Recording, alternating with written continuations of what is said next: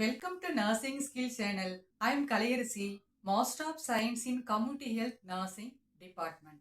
So இன்னைக்கு ஒரு important topic நம்ம பார்க்க போகிறோம். அது என்னன்னா டைரியா. ஸோ டைரியானா தமிழில் வயிற்றுப்போக்குன்னு சொல்லுவாங்க. ஸோ இது நம்ம வயிற்றுப்போக்குன்னு சொன்னால் அது ஒருத்தருக்கு லூஸ் வாட்டரி ஸ்டூல் 3 முறைக்கு மேலே அவங்களுக்கு வாட்டரி ஸ்டூல் போகுது, லூஸ் வாட்டரி ஸ்டூல் போகுது அப்படின்னு சொன்னால் அது தண்ணி மாதிரி போகும். ஸோ இது மாதிரி போகும்போது அவங்களுக்கு டைரியான்னு சொல்லுவாங்க. ஒரு நாள் 3 முறைக்கு மேலே அவங்களுக்கு லூஸ் வாட்டரி ஸ்டூல் போகுது அப்படின்னு சொன்னால் அது டைரியான்னு சொல்லுவாங்க. ஸோ இது தண்ணி மாதிரி போகும். அது வயிற்றுப்போக்கு அப்படின்னா டைரியான்னு சொல்லுவாங்க.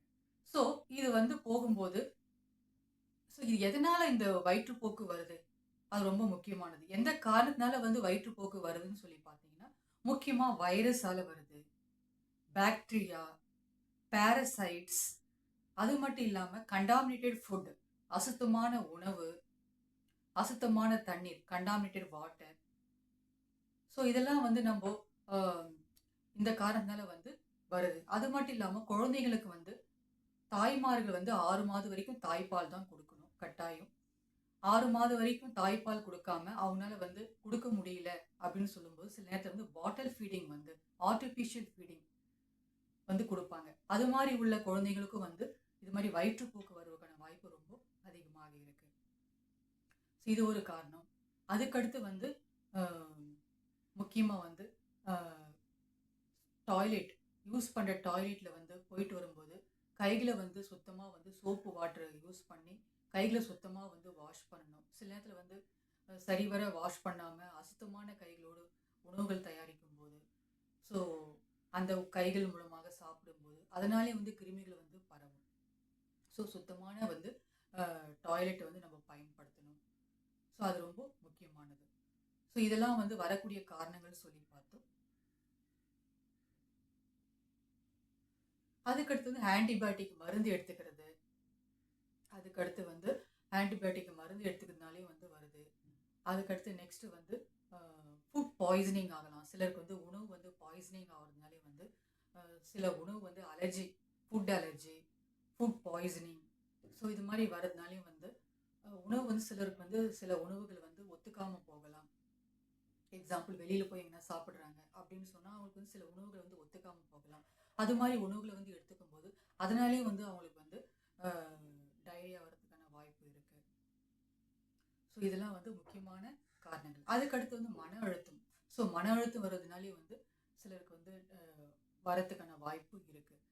ஸோ இதனால டைரியா வருவதற்கான வாய்ப்பு முக்கியமான காரணங்களாக கருதப்படுது.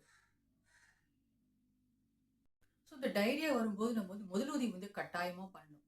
ஸோ இன்னும் முதலுதவி கட்டாயமாக பண்ணலான்னு சொன்னால் முக்கியமாக ஓஆர்எஸ் தெரப்பி, ஓரல் ரீஹைட்ரேஷன் தெரப்பின்னு சொல்லுவாங்க. இது தமிழ் உப்பு சர்க்கரை கரைசல்னு சொல்லுவாங்க. ஸோ இதை நம்ம வீட்டில் நம்ம ப்ரிப்பேர் பண்ணி நம்ம இதை கொடுக்கணும். ஸோ இதை எப்படி நம்ம ப்ரிப்பேர் பண்ணலான்னு சொல்லி பார்த்தீங்கன்னா, முதலாவது 1 லிட்டர் பாயில்டு வாட்டர் எடுத்துக்கணும். ஸோ அந்த பாயில்டு வாட்டரை நல்லா காய வச்சு ஆற வைக்கணும். ஆற வச்ச வாட்டரில் 1 லிட்டரில் இது என்னென்ன நம்ம ஆட் பண்ணலாம்னு சொல்லி பார்த்தீங்கன்னா, முதலாவது 4 டீஸ்பூன் சுகர். ஸோ சுகருக்கு பதிலாக நம்ம ஜாகரி கூட யூஸ் பண்ணலாம், ஜாகரி யூஸ் பண்ணலாம், அப்படிலாம் ஹனி யூஸ் பண்ணலாம், தேன் யூஸ் பண்ணலாம். ஸோ ஏதாவது ஒன்று 4 டீஸ்பூன் கட்டாயம் எடுத்துக்கணும். ஸோ சுகர் ஏன்னா இது ஒரு மருந்து மாதிரி நம்ம கொடுக்குறோம், அதனால் சுகர் கூட ஆட் பண்ணலாம். ஸோ இதில் ஏதாவது ஒன்று நம்ம 4 டீஸ்பூன் ஆட் பண்ணணும். ஸோ அதனோடு ½ டீஸ்பூன் சால்ட் எடுத்துக்கணும். 1/2 டீஸ்பூன் தான் எடுக்கணும், 1/2 டீஸ்பூன் எடுத்துக்கணும். அதனோடு சோடியம் பயோகார்பனேட்னு சொல்லுவாங்க. இது சோடியம் பயோகார்பனேட்னு சொன்னால் சமையலுக்கு யூஸ் பண்ணுற ஆப்ப சோடா. ஸோ இதை 1 பிஞ்ச் எடுத்துக்கலாம். ஸோ 1 பிஞ்சு தான். ஸோ கட்டை விரலுக்கும் ஆள்காட்டி விரலுக்கும் ஸோ வரக்கூடிய இந்த இதுதான் ஸோ இதில் 1 பிஞ்சு நம்ம இதில் 1 பிஞ்ச் எடுத்தால் போதும், சோடியம் பயோகார்பனேட். ஸோ அதுக்கடுத்து நெக்ஸ்ட் என்ன யூஸ் பண்ணலான்னு சொல்லி பார்த்தீங்கன்னா, கொஞ்சமாக லெமன் ஜூஸஸ் இருந்தால் லெமன் ஜூஸ் யூஸ் பண்ணலாம், 1 டீஸ்பூன். அப்படி இல்லைனா லெமன் ஜூஸஸ் இல்லைனா ஆரஞ்சு ஜூஸஸ், ஸோ 1 டீஸ்பூன் கொஞ்சமாக எடுத்துக்கலாம்.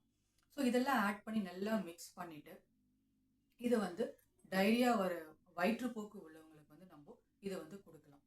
ஸோ வந்து 50 மினிட்ஸ்க்கு ஒன்ஸ் வந்து இதை வந்து நம்ம கொடுத்துட்டே வரலாம். குழந்தைங்களுக்கு வந்து 6 மாதம் உள்ள குழந்தைங்களுக்கு வந்து தாய்ப்பாலே போதும்.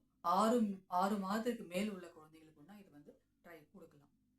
இது வந்து குழந்தைங்களுக்கு வந்து எவ்வளோ கொடுக்கலாம்னு சொல்லி பார்த்தீங்கன்னா 1 லிட்டர் கொடுக்கலாம். அதே வந்து பெரியவங்களுக்கு வந்து 3.5 லிட்டர்ஸ் கொடுக்கணும்.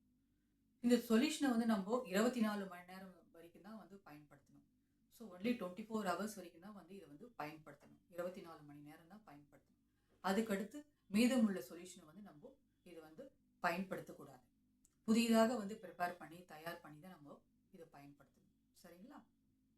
ஸோ அதுக்கடுத்து இந்த சொல்யூஷனை வந்து மெயின் பெனிஃபிட்ஸ் வந்து டீஹைட்ரேஷனை வந்து ப்ரிவென்ட் பண்ணுது. இது மாதிரி நம்ம ஓரல் சொல்யூஷன் கொடுக்கறதுனால.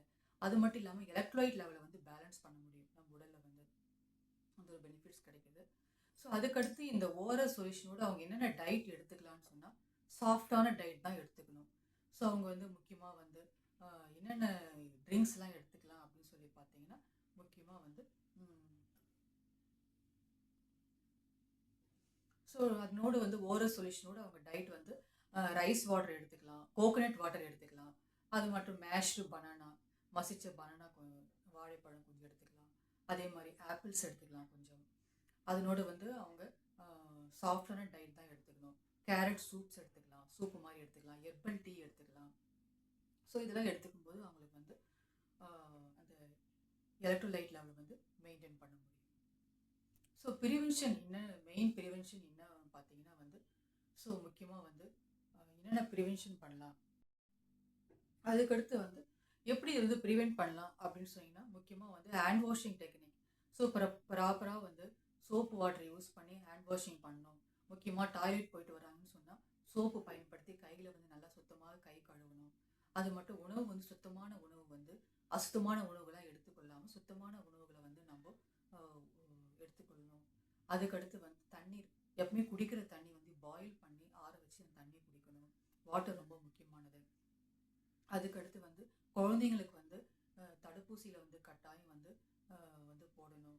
ஸோ இது மாதிரி டைரியா வராமல் இருக்கிறதுக்காக வந்து ரோட்டோ வைரஸ் வந்து தடுப்பூசி வந்து கட்டாயம் வந்து குழந்தைங்களுக்கு வந்து போடணும்.